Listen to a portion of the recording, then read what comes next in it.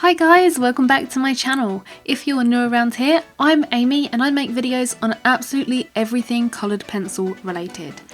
Today I want to share with you a really simple little tool that you can make yourself to aid with colour picking.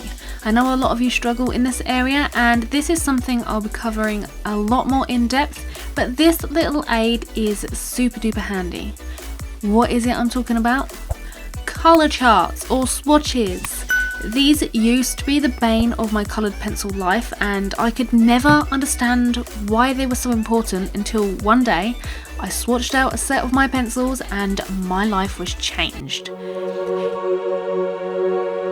It takes all of the guesswork out of colour picking, rivaling through your pencil pots or drawers trying to decide what colours to use based on the barrels or the end of the pencils. Does that sound familiar? Well, no more. Grab yourself some paper and let's go make some charts. I make mine in a really easy way. There are loads of different ways and variations on charting your colours, but this is what I have found most helpful for me and my needs. So this might not be suitable for you, but I'm just showing you the way in which I swatch and what I find helpful. So I start off with my paper of choice, the one that I always work on. This is really important because different papers behave differently and your pencils and their colours will behave differently when layered. If you work on many different papers, chart with all of the papers that you work on so you have a complete set to easily reference to. My paper of choice is always Fabriano Artistico, so that's what I'm using. I measure out rectangles measuring 2.5 by 8 inches and I cut them out of my paper and then set to dividing that rectangle up into lots of smaller rectangles or rows. I create 1 centimetre rows all the way down one side of the paper and then repeat on the other side, and I make little dashes to mark each increment. Once that's done, I then rule off each little row using those dashes as reference until I have a rectangle filled with little rectangles. I then divide those rows into 2 columns, marking a 1.5 centimetre gap on the left hand side of the swatch sheet.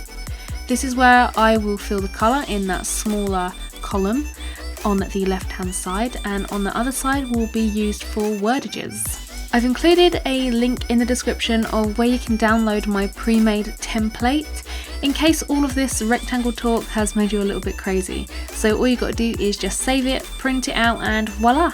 Now the swatches are ready to fill out. First things first, I find a full colour list of the brand of pencils I want to swatch.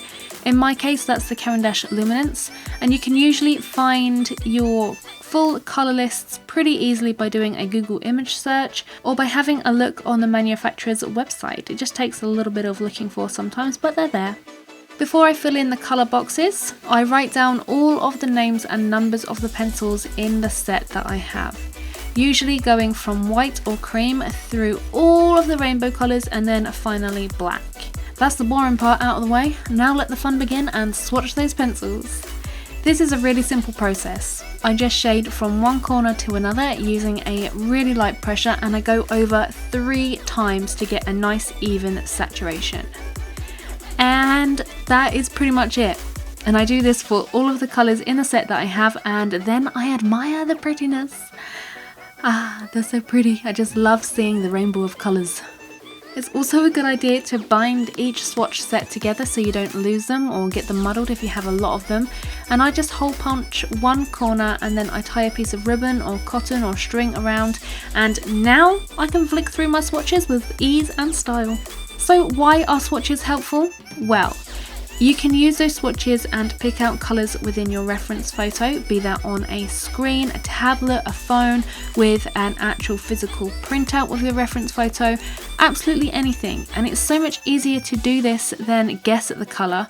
You're working halfway through a drawing and then realise that it's the wrong friggin' shade. How annoying would that be?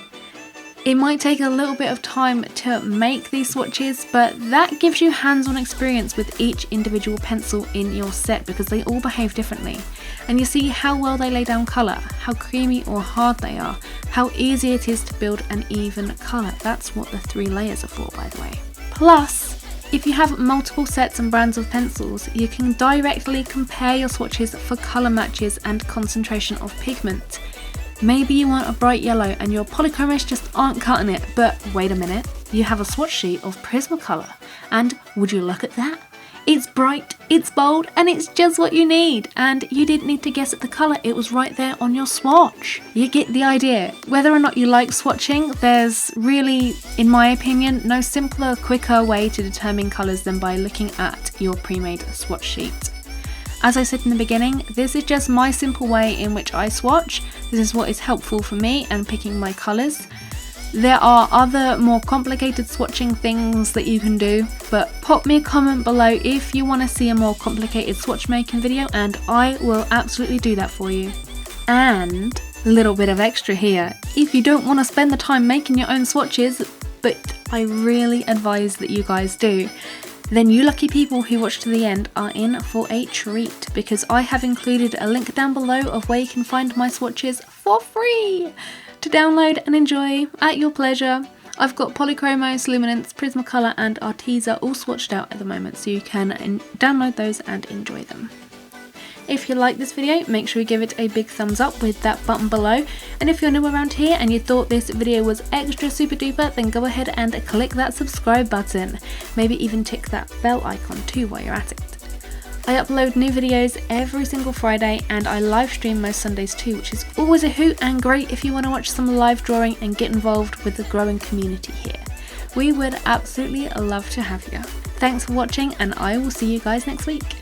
Bye!